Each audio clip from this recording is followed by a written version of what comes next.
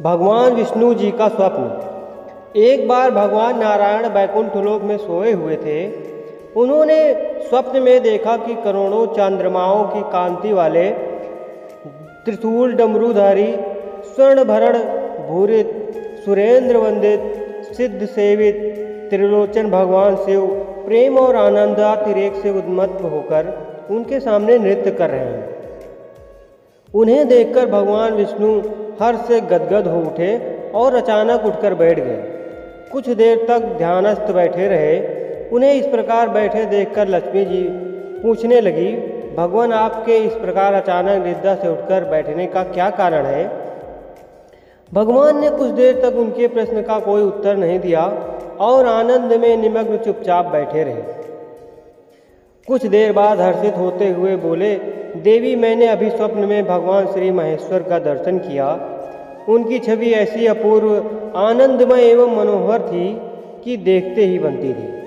मालूम होता था शंकर ने मुझे स्मरण किया है। अहो भाग्य, चलो कैलाश में चलकर हम लोग महादेव के दर्शन करें। ऐसा विचार कर दोनों कैलाश की ओर चल दिए। भगवान शिव के दर्शन के लिए कैलाश मार्ग पर आधी दूरी पर पहुँचे होंगे कि देखते हैं भगवान शंकर स्वयं गिरिजा के साथ उनकी ओर चले आ रहे हैं। अब भगवान के आनंद का तो ठिकाना ही नहीं रहा, मानो घर बैठे निधि मिल गई हो। पास आते ही दोनों परस्पर बड़े प्रेम से मिले। ऐसा लगे कि मानो प्रेम और आनंद का समुद्र उमड़ पड़ा। एक दूसरे को देखकर दोनों के नृत्यों से आनंदाश्रु बहने लगे और शरीर पुलकायमान हो गया। दोनों ही एक दूसरे से लिपटे हुए कुछ देर तक मुखवत खड़े रहे। प्रश्नोत्तर होने पर मालूम हुआ कि शंकर जी को भी रात में इसी प्रकार का स्वप्न हुआ था कि मानो विष्णु भगवान को वे उसी रूप में देख रहे हैं जिस रूप में अब वे उनके सामने खड़े थे। दोनों के स्वप्न के वृत्तांत से अवगत होने के बाद दोनों एक दूसरे को अपने निवास ले जाने का आग्रह करने लगे। नारायण ने कहा कि बैकुंठ चलो और भोले रात कहने लगे कि कैलाश की ओर प्रस्थान किया जाए। दोनों के आग्रह में इतना अलौकिक प्रेम था कि निर्णय करना कठिन हो गया था कि कहाँ चला जाए। इतने में ही क्या देखते हैं कि वीणा बजाते हरि गुण गाते नारद जी कहीं से आ निकले। बस फिर क्या था, लगे दोनों में निर्णय कराने कि कहाँ चला जाए। बेचारे नारद जी तो स्वयं परेशान थे उस अलौकिक मिलन को देखकर।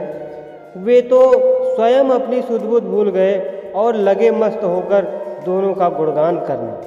अब निर्णय कौन करे? अंत में यह तय हुआ कि भगवती उमा जो कह दें वही ठीक है। भगवती उमा पहले तो कुछ देर चुप रहीं।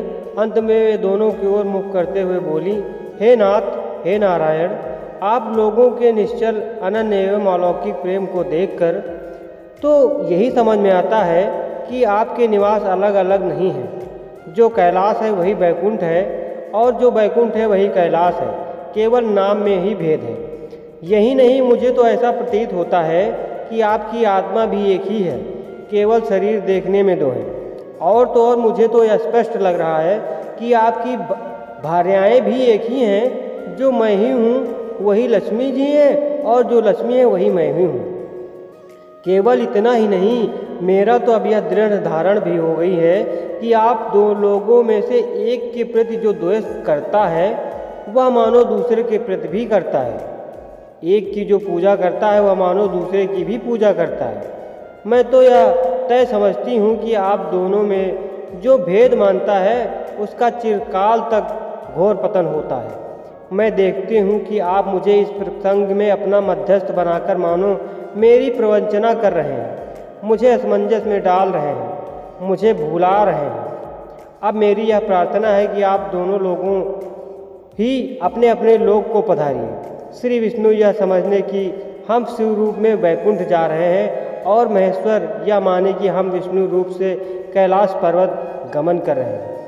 इस उत्तर को सुनकर दोनों परम प्रसन्न हुए और भगवती उमा की प्रशंसा करते हुए दोनों एक दूसरे को प्रणाम किया और अत्यंत हर्षित होकर अपने अपने लोक को वापस प्रस्थान कर गए। लौटकर जब श्री विष्णु वैकुंठ पहुँचे तो लक्ष्मी जी ने उनसे एक प्रश्न किया, हे प्रभु, आपको सबसे अधिक प्रिय कौन है? भगवान बोले, मेरे प्रियतम केवल श्री शंकर जी हैं। देहधारियों को अपने देह की भांति वे मुझे अकारण ही प्रिय हैं। एक बार मैं श्री शंकर जी दोनों पृथ्वी पर घूमने निकले। मैं अपने प्रीतम की खोज में एक आशय से निकला था कि मेरी तरह जो अपने प्रियतम की खोज में देश देशांतर में भटक रहा होगा वही मुझे अकारण प्रिय होगा। थोड़ी देर बाद मेरी शंकर जी से भेंट हो गई। वास्तव में मैं ही जनार्दन हूँ और मैं ही महादेव हूँ। अलग अलग दो घड़ों में रखे हुए जल की भांति मुझमें और उनमें कोई अंतर नहीं है। शंकर जी के अतिरिक्त शिव की चर्चा करने वाला शिव भक्त भी मुझे अत्यंत प्रिय है। उसके विपरीत जो शिव की पूजा नहीं करते वे मुझे कदापि प्रिय नहीं हो सकते। इस तरह जो शिव की पूजा करता है वह वैकुंठवासी विष्णु को भी स्वीकार है, और जो श्री विष्णु की वंदना करता है वो त्रिपुरारी को भी मना लेता है। बोलो शंकर भगवान की जय, बोलो विष्णु भगवान की जय। दोस्तों, आपको ये कहानी कैसी लगी?